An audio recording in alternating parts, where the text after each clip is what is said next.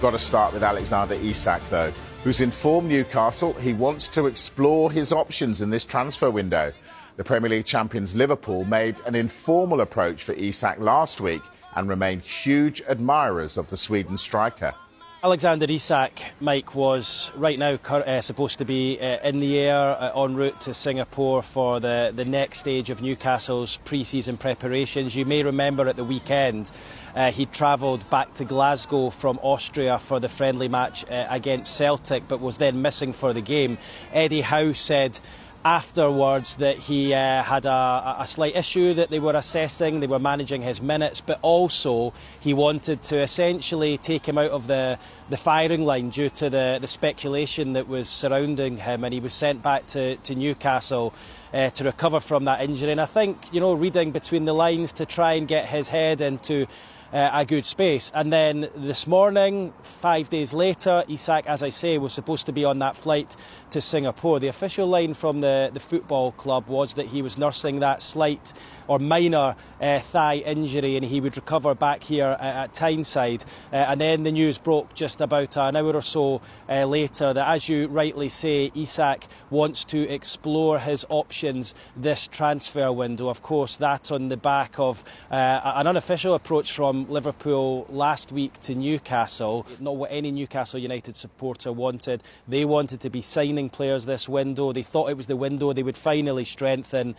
They've really struggled to do that, only bringing in Anthony Elanga so far, and now the fear from them that Alexander Isak could be about to go after he told the club he wants to explore his options over a potential departure. Well, if Isaac does leave, Newcastle are interested in signing the RB Leipzig striker Benjamin Sesko. Now, they've explored the conditions of a deal for the 22-year-old, and it's our understanding that Sesko's camp turned down a proposal from a Saudi Pro League club this week. Mark McAdams here to talk us through this Isaac story from the Liverpool point of view. Right, when they got Ekitike, I thought, they're done. Great signing, well done. Are they going to get Isaac as well? Are they serious? They're serious about strengthening the squad over the course of this summer. They made that initial approach, an informal one, to Newcastle to explore any potential sale of Alexander Isak, and were told he's not for sale. So they moved on to other targets, which of course was Hugo Ekitike. We know that deal is done and dusted and he's now a Liverpool player. However, they are still in the market to strengthen the squad. Now, first things first, Mike, if Liverpool were to make a number of sales in advanced positions, those strikers, those wide men, then potentially they're going to have to restock them. They're going to have to find players that they believe are at the right quality for Liverpool Football Club. For example, they lose Darwin Núñez or Luis Diaz, who's been linked with Bayern Munich, or Harvey Elliott. They're going to need to replace those players. So therefore, does that interest in Alexander Isak disappear? Or do they say, well, OK, let us know the conditions of a potential deal? Since they had that initial contact last week, things have changed quite considerably, as Keith Downey has just outlined. He's told him he wants to explore potential moves this summer. He's explained that to the football club, so therefore it's a different dynamic to what it was last week. You might find that Liverpool's interest, while they've stepped back from it for the moment, they might reignite it in the next few days. You and I know transfers change really quickly, lickety-split. Liverpool have been adamant. Luis Diaz going nowhere. That changes, doesn't it, if Isaac is suddenly a target? Absolutely, and I think Bayern Munich's opening offer, which we understand to be around 67 million euros that was rejected for Luis Diaz, is the first point of action between the two football clubs. We understand from our colleague Sky in Germany that Luis Diaz is still very much a target for Bayern Munich, so you'd imagine that a second offer will be forthcoming at some stage. And if Liverpool do start to lose players over the course of the next few weeks, then they are going to have to strengthen, and therefore that Alexander Isak thing could be something on the agenda in the next few weeks once again. That's definitely strengthening. How do they afford him, though, given how much they've already spent this summer? They've spent 295 million so far, and that includes potential add-ons. When you look at the fixed fees, it's around 250 million. When you look at their net spend so far in this summer's window, it's around 200 million. So they've actually been quite clever and creative. They've generated around 60 million worth of income so far. And if you were to sell Luis Diaz, Harvey Elliott and Darwin Núñez, you'd be looking at, between 150 and 200 million, hence why they can go again. The other side of the coin is that Liverpool Football Club are really well run by FSG. They didn't spend virtually no money last summer, whilst turning over in excess of 600 million in their last set of financial accounts that ended in May 2024.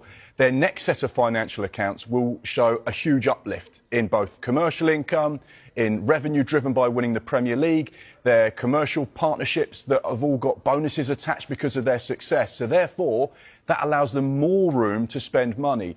An independent football financial expert has said to me, not only could they spend what they've already spent comfortably, they could spend another 200 million on top of the 295 that they've committed to in this summer and still be PSR compliant.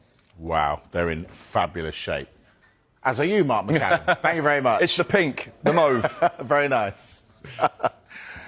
Well, Liverpool are currently on their pre-season tour in Hong Kong, and their skipper Virgil van Dijk has revealed they're continuing to work hard to improve that squad. Listen, I think this season we all start from scratch. I think everyone has tried to improve their teams, and we as well. I think we did a great addition to the team so far, and let's see what happens for the rest of the transfer window. But I think it's all down to hard work, showing our quality, consistency, and we know how difficult that is. So focus on ourselves, and the hard work obviously is already going. You know, we work so hard in training.